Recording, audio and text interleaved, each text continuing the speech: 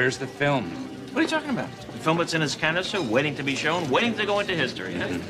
There is no film, is there? Selamat datang di Miss Mojo Indonesia, dan hari ini kita akan membahas film-film yang hilang ditelan waktu dan paling ingin kita saksikan kembali. Cleopatra played theaters around America for 2.5 years. Yet today, the film has been lost. Her Friend the Bandit. Let me direct the next one. What makes you think you can do it? Couldn't do any worse. Says you. Says I, what if nobody wants it? What if it stinks? Who'll pay? Ini adalah salah satu dari sedikit film Charlie Chaplin yang hingga kini masih hilang. Film ini disutradarai oleh Chaplin bersama kolaborator setianya, Mabel Normand. Start the story, start the chase. I get bored easy. Why? How much do you reckon, Mac? Couple yards of Mabel?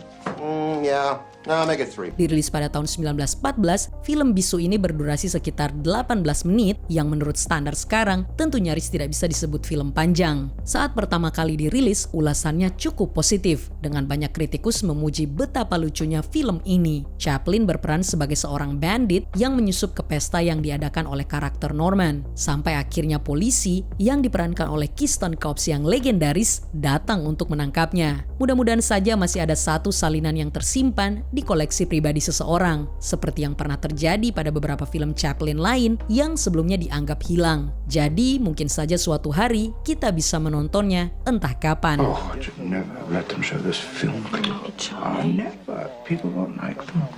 They'll think they're old.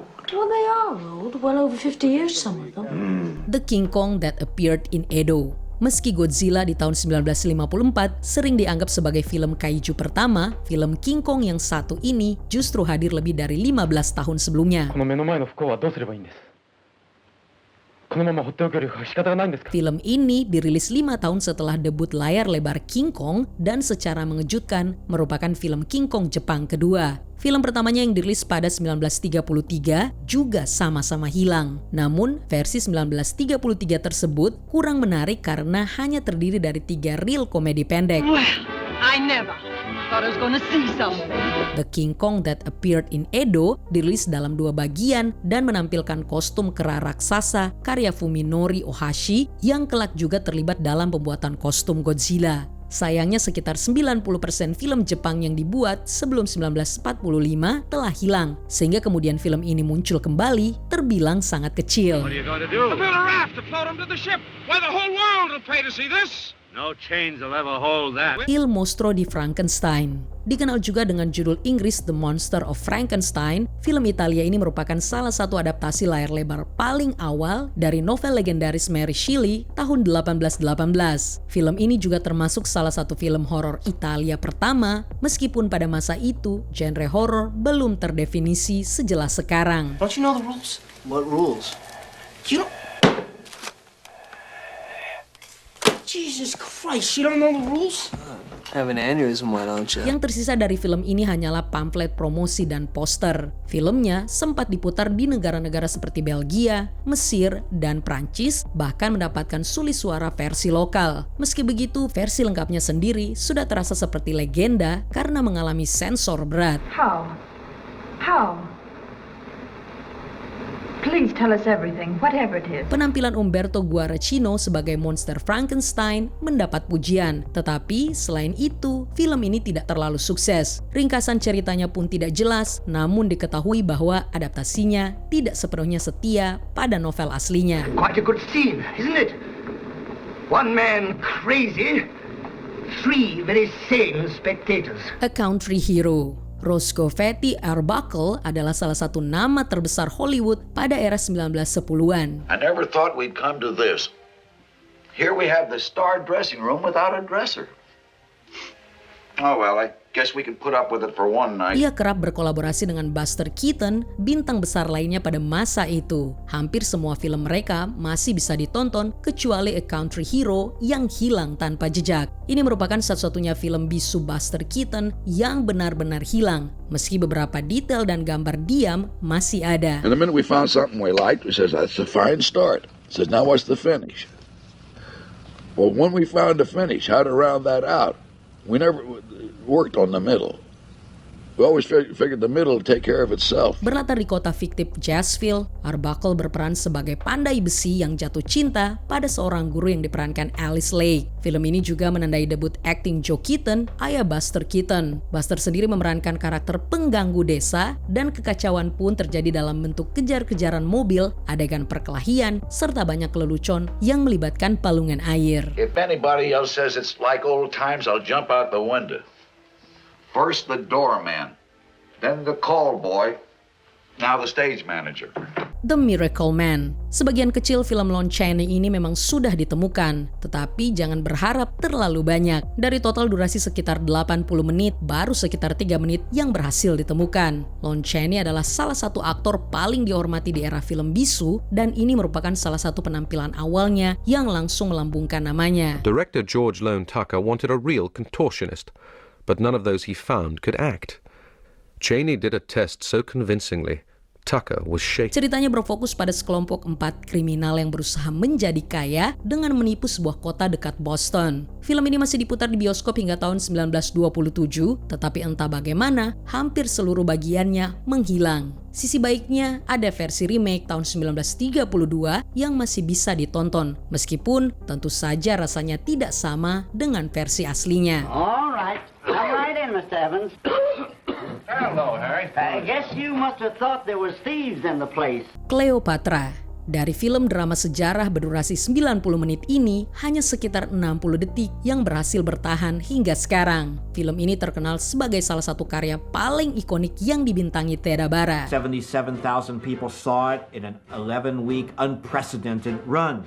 Cleopatra and Salome are probably the most popular, sought-after ones today, I believe, because of the acting, because of the length, and because of the spectacular scenes. Theda Bara adalah sensasi besar di era film bisu dengan lebih dari 40 film antara 1914 hingga 1926. Cleopatra juga menjadi salah satu film termahalnya sekaligus salah satu drama sejarah paling awal. Fox carefully wrapped this juicy tale of sex and skin in the papyrus of historical authenticity. He surrounded Theda with co-stars of unimpeachable integrity, including noted Shakespearean actor Fritz Leiber as Julius Caesar. Film ini hilang akibat kebakaran tragis di Fox Studio pada tahun 1937 yang menghancurkan film bisu. Menariknya, pada 2010-an pernah ada proyek rekonstruksi yang menyatukan lebih dari 400 still image, meskipun hingga kini hasilnya belum pernah dirilis ke publik. The last time anybody knows of anyone seeing Barre's Cleopatra was in 1934 when Cecil B. DeMille looked at it in preparation for his own production of Cleopatra starring Claudette Colbert. The Mountain Eagle. What? Running it tomorrow. First of all, there's nothing to that story. Banyak penggemar film menganggap Alfred Hitchcock sebagai salah satu sutradara terbesar sepanjang masa. Sebagian besar karyanya masih terjaga, tetapi film keduanya, The Mountain Eagle, sepenuhnya hilang. Kemungkinan besar ini terjadi karena film tersebut memang tidak terlalu disukai. As you well know, my contract guarantees me final cut. Your contract also says Paramount isn't required to distribute any film that could cause us embarrassment. Ulasannya biasa-biasa saja, dan Hitchcock sendiri pernah mengatakan bahwa ia justru senang film itu hilang. Ini adalah satu-satunya film panjang Hitchcock yang benar-benar lenyap. Yang tersisa hanyalah sebuah poster dan beberapa foto lokasi syuting yang bahkan bukan berasal dari versi akhir film. Ironisnya, catatan produksi Hitchcock masih ada, sehingga kita justru tahu lebih banyak tentang proses pembuatannya dibandingkan hasil akhirnya. This picture fails, Alma. We'll be in for a long, humiliating bout of crow eating. The Oregon Trail. We kept tracking them till the blizzards hit, and we lost their trail. No need to tell you where we went. John Wayne adalah salah satu aktor Amerika paling terkenal di abad ke-20. Ia mulai berakting sejak 1920-an dan terus berkarya hingga meninggal pada tahun 1979. How are you feeling? A little more poorly every day? You got a streak of kindness a mile wide. That I do. Tell you what, maybe I can help speed things along. Meski dalam beberapa dekade terakhir namanya menjadi kontroversial karena pandangan politiknya, ia tetap merupakan figur penting dalam sejarah perfilman. The Oregon Trail dirilis 3 tahun sebelum terobosannya ke mainstream pada tahun 1939 dan menjadi salah satu film western awalnya. Yang diketahui hanyalah bahwa ia memerankan seorang kapten tentara pensiunan yang mencari balas dendam atas kematian ayahnya. Sekitar 40 foto di lokasi syuting masih ada, dan itulah satu-satunya peninggalan film ini. I ain't seen you since the surrender. Come to think of it, I didn't see you at the surrender. Don't believe in surrenders. Humorisk. Marx Brothers adalah salah satu tim komedi paling awal dalam sejarah sinema. Mereka menjadi bintang besar pada tahun 1930-an, tetapi film pertama mereka justru menjadi yang paling misterius. Film itu adalah Humorisk, dirilis pada 1921. Film ini gagal menarik perhatian dan mereka baru kembali membuat film pada tahun 1929. If we're successful in disposing these lots, I'll see that you get a nice commission. And how about this morning?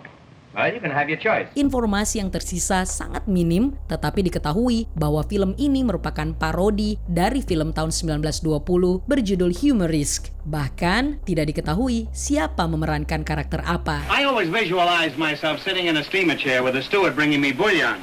Come on, Ricardo. You couldn't get any bouillon in here unless they brought it in through a keyhole. Ada yang mengatakan semua salinannya dihancurkan, ada pula yang mengklaim teman-teman mereka menyelamatkan satu kopi. Peneliti lain menyebut Groucho Marx sendiri yang menghancurkan satu-satunya salinan, meski hal itu tidak pernah dikonfirmasi. Jadi siapa tahu suatu hari film ini muncul kembali. Why, yes.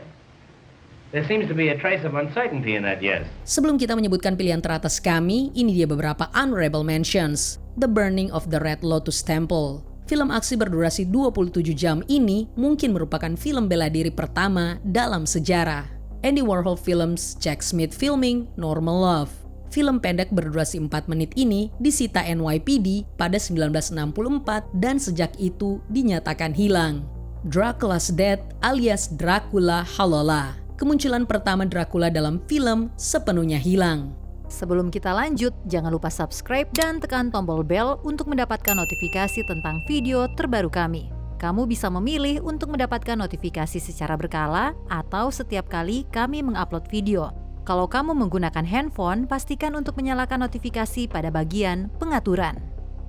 London After Midnight. Tanpa ragu, ini adalah salah satu film hilang yang paling dicari sepanjang sejarah. One tends to get excited about lost films. I think people would be very disappointed if they saw London After Midnight. Film ini kembali dibintangi Lon Chaney, kali ini di puncak karirnya. Ia memerankan 3 karakter sekaligus, salah satunya sangat vampiristik. Lon played a straight part of a detective who dresses up as a vampire, and the vampire is terrible because he had a huge grin, long hair and a top hat, and walked along in a sort of crawling way. Salinan terakhir film ini hilang dalam kebakaran pada tahun 1965 dan belum ada satupun salinan lain yang ditemukan sejak itu. Setidaknya ada sekitar 200 still image yang digunakan untuk membuat rekonstruksi pada 2002 berdasarkan naskah asli. Sebuah poster asli dari era tersebut juga masih ada dan dijual pada gitaris Metallica Kirk Hammett pada 2014 dengan harga hampir $500,000.